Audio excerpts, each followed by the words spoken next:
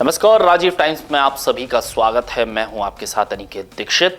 इंदौर के राजेंद्र नगर थाना क्षेत्र में ड्रग्स तस्करी मामले की जांच के दौरान कांग्रेस प्रदेश अध्यक्ष जीतू पटवारी के भाई नाना पटवारी का नाम सामने आने के बाद प्रदेश की राजनीति गर्मा गई।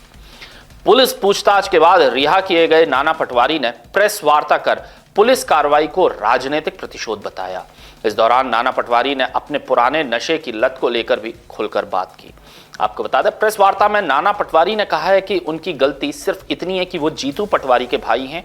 उन्होंने दावा किया कि ड्रग्स तस्करी मामले में गिरफ्तार आरोपियों से उनका कोई लेना देना नहीं है। जिनको पकड़ा गया है वो हमारी विधानसभा के हैं और ऐसे बहुत सारे लोग मेरे को पहचानते हैं। पूरा केस पूरी तरह से बनाया गया है, ना मेरा उससे कोई इन्वॉल्वमेंट है उसमें, ना मेरी उनसे इस बारे में कभी बात हुई जिनको पकड़ा है।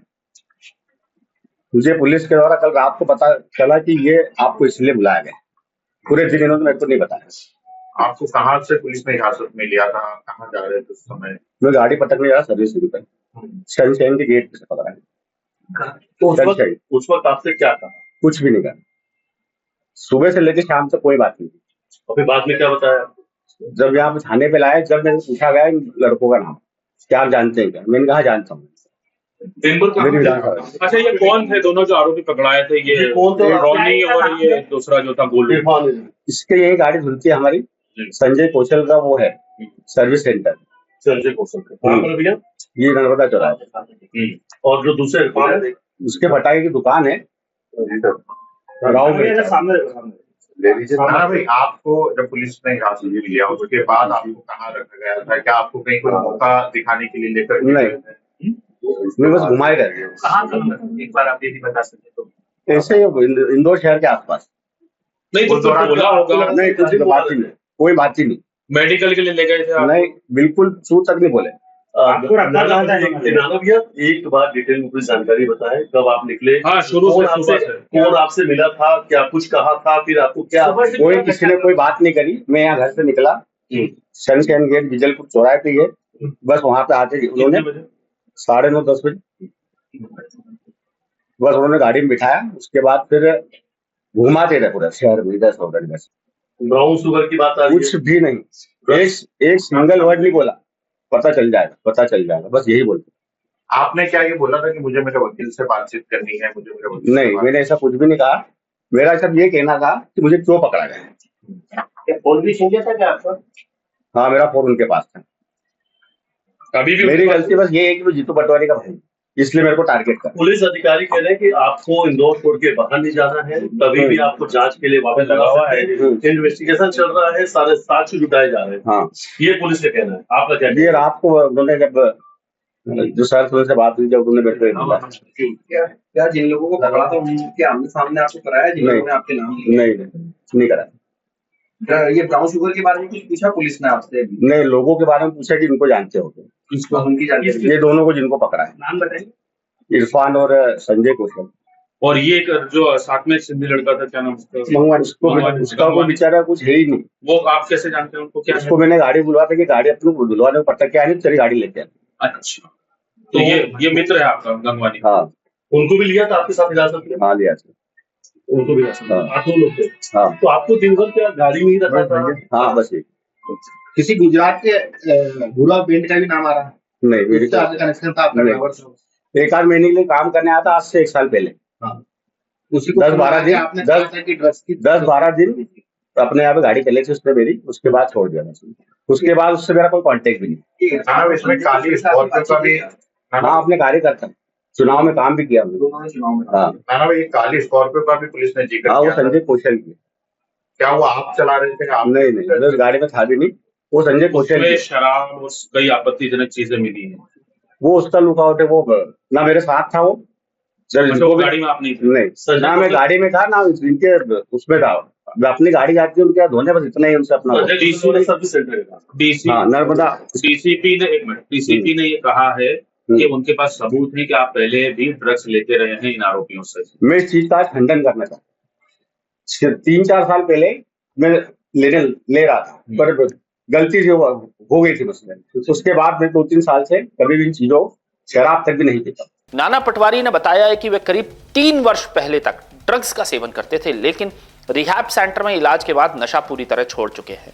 उनका कहना है कि पुलिस उन्हें कार सर्विसिंग के दौरान पूछताछ के लिए लेकर गई और देर रात छोड़ दिया। साथ ही नाना का कहना है कि दिन भर पुलिस वाले उसे घुमाते रहे पर कोई जुल्म नहीं बताया। एक प्रश्न के जवाब में नाना पटवारी ने स्पष्ट किया है कि उनकी गाड़ी संजय कौशल उर्फ रॉनी के यहां धुलती थी और जिस स्कॉर्पियो की चर्चा हो रही है वह उनकी नहीं है। वहीं जीतू पटवारी ने पूरे घटनाक्रम को राजनीतिक प्रतिशोध बताते हुए निष्पक्ष जांच की मांग की है। उन्होंने कहा कि उनके भाई का ड्रग्स तस्करी से कोई संबंध नहीं है। हालांकि मामले में पुलिस की ओर से विस्तृत आधिकारिक प्रतिक्रिया फिलहाल सामने नहीं आई है। और कल का जो केस था, कोई भी लीगल आदमी, कोई सामान्य ईमानदार जर्नलिस्ट, सामान्य भारत का नागरिक बिना पूर्वाग्रह या बिना दुर्भावना या बिना किसी के तरफ ग्रसित हुए देखेगा तो सबको पता चला है कि सरकार का दुरुपयोग कैसे किया जाता है। किसी भी प्रकार का कहीं दूर दूर तक लेना देना कल के केस से मेरे छोटे भाई का नहीं था। ये आज एक दिन की घटना नहीं। 15 तारीख के दिन मुझे एक नोटिस दिया है कि आपको पेश होना है। किस दिन? जब मेरी साइकिल यात्रा में साइकिल पे रहूंगा भोपाल, साइकिल। ये पहले दिन रिवेंज नहीं ले रही है सरकार। पहला मेरे भाइयों पर गलत तरीके से एफआईआर की जिसका आज तक चालान पेश नहीं हुआ। फिर मेरे पिताजी को, मुझे, मेरे परिवार को, हमारे आसपास के लोगों को नोटिस दिया इस बात का कि क्या आपने अवैध कॉलोनी काटी है। मुझे ये घर ये अवैध कॉलोनी में है, ये उनका कहना है। ये 15 साल पहले, 20 साल पहले के बीच में घर बना है। सारे नक्शे, सारे हर तरह की जो कंपाइल्स होती है, हर तरह का टैक्स भरा हुआ है। लोन है इस पे आज भी, बिना लीगल उसके बैंक लोन देती है। इसके सामने जितने घर है सब लोन वाले हैं। मेरे वेयर हाउस की घटना आप सबने देखी है। मैं तो सिर्फ इतना सरकार से और मुख्यमंत्री से निवेदन करना चाहता हूं, मध्य प्रदेश रिवेंज का प्रदेश नहीं है, बदले का प्रदेश नहीं। जिस तरीके से आपका जो कार्य व्यवहार हुआ है, ये मैसेज देता है कि दाल में कुछ काला है। हमारा दायित्व है, हम पूछेंगे कि आपने 7,600 करोड़ रुपए मध्य प्रदेश के हक के गुजरात पे क्यों छोड़े? नर्मदा विस्थापन में मध्य प्रदेश के साथ अन्याय क्यों किया? आपके परिवार पे एक अखबार ने इतने बड़े एलिगेशन आप पे भी लगाया, आपका उसको उत्तर क्यों नहीं देना चाहिए? हमारे पे एलिगेशन लगे, हम आए मीडिया के सामने, हमने बात की। आपकी सरकार है, हमें पता है आप बहुत यातना दोगे, हम सहन करेंगे, लड़ेंगे, नहीं डरेंगे। और कोई मेरी दुर्भावना है सरकार से? बिल्कुल नहीं। मेरा काम है विपक्ष का दायित्व निभाने का। मैं मध्य प्रदेश वासियों से आग्रह करना चाहता हूं, मेरा अधिकार नहीं है कि मैं मोदी गारंटी का हिसाब पूछूं सरकार और मुख्यमंत्री से। मेरा दायित्व नहीं है कि भ्रष्टाचार और करप्शन के सवाल पूछूं, जनता पीड़ित है, दुखी है। मेरा दायित्व नहीं है कि नर्मदा सरदार सरोवर में 7,600 करोड़ रुपए का हक मध्य प्रदेश का छोड़ दिया सरकार ने। कल ही मैंने बात की और 1 घंटे बाद ये सब पूरा घटनाक्रम रच दिया गया। क्या मेरा दायित्व नहीं है ये कि किसानों को खाद, किसानों की एमएसपी, किसान के बेटों की लड़ाई में नहीं लड़ूं? बहुत सी बातें हैं, समय समय पर करेंगे। कानून को भी आत्मसात करेंगे, सम्मान करेंगे, उस पर विश्वास है हमारा। मुख्यमंत्री जी, आप जेल भेजना चाहते हो, हम हमेशा तैयार हैं।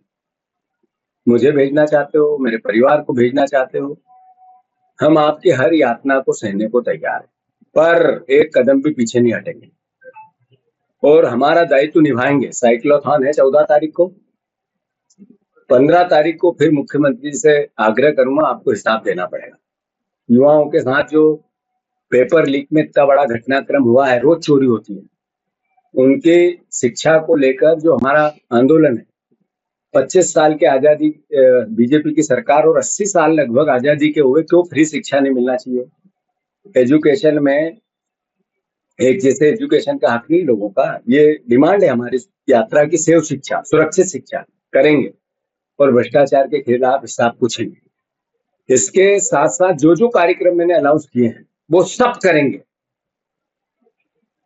मैंने पुलिस को भी खुद में बात की है, कमिश्नर से भी की, रावत से भी की कि आप जब चाहो जब जाएंगे, मेरा भाई भी जाएगा, पूरा परिवार जाएगा। जो कानून के तहत हम पे प्रशासन कंपाइल करता है वो गए वेयर हाउस पे, उन्होंने कहा सफाई नहीं है, हमारा दायित्व था, हमने कराई। उन्होंने कहा नाली साफ नहीं है, हमारा दायित्व था, हमने कराई। उन्होंने जो भी फायर सेफ्टी थे वो देखे नहीं उन्होंने, पर उनको भी व्यवस्थित रखा कि सरकार का अगर, और मैंने वेयर हाउस उनको किराए पर नहीं दिया, अधिग्रहण किया मेरा वेयर। फिर भी सरकार ने जो बोला हमने कानून के तहत एक्सेप्ट किया। हमारा दायित्व, हम नागरिक हैं, एक विपक्ष के जिम्मेवार कार्यकर्ता हैं, हमारा काम हम करेंगे। पर हम हठधर्मिता, अहंकार, ऐसी भाषा ऊंची नीची ऊंची ये भी नहीं बोलेंगे। बहुत ताकत से वजन मैच्योर तरीके से ये कहेंगे, बताओ भ्रष्टाचार क्यों। धन्यवाद।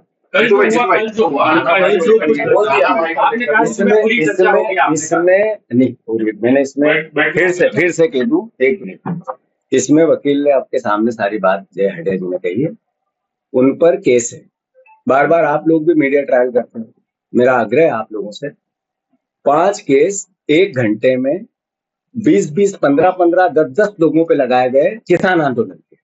आज कब था किसान आंदोलन? 2017-16 में था, है ना? ये हमारे परिवार का उस पूरे एपिसोड से कोई लेना देना नहीं। फिर भी मैनिपुलेशन उस समय भी सरकार ने किया। हम इतने दिन से आप लोग छापते हो, हम चुप रहते हैं कि चलो कानून का सम्मान है, हम करेंगे। फिर एक केस अभी सदाशिव यादव का, यादव समाज का केस था, उस पर आज तक पुलिस ने चालान पेश नहीं की, दोनों भाइयों के नाम लिखे। मैं चुप रहा कि मैं नहीं बोला, कानून अपना काम करेगा। अभी 2 केस चुनाव में जो दोनों तरफ से एफआईआर हुई मेरे इस इलेक्शन में, हमने भी की, उनने भी की। ठीक है, पार्ट ऑफ गेम, छोटी छोटी बातें होती रहती राजनीति में। तो आप लोग बताते हो कि इच्छो केस है, हिस्ट्री सीटर है, ये है वो। अरे ये हिस्ट्री सीटर होता है पॉलिटिकल केस वाला, ये हमारे साथ भी तो अन्याय हो रहा है। हम तो चुप रहते हैं, देखते हैं, समझते हैं कि चलो आज नहीं कल मीडिया समझेगी, लोगों को सच बताएगी। पर आप लोग सब अखबार वालों से मेरा आग्रह है कि 5 केस आपने एक दिन भी लिखा कि किसान आंदोलन के केस पॉलिटिकल केस है।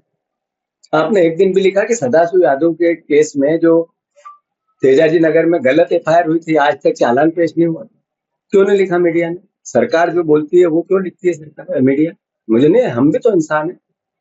आप लोग, हमें मीडिया से अपेक्षा नहीं है, नहीं रहना चाहिए। मैं आपसे पूछना चाहता हूँ, किसी परिवार, राजनीतिक परिवार का होना गुनाह है? उसको उसका जीवन नहीं जीना चाहिए?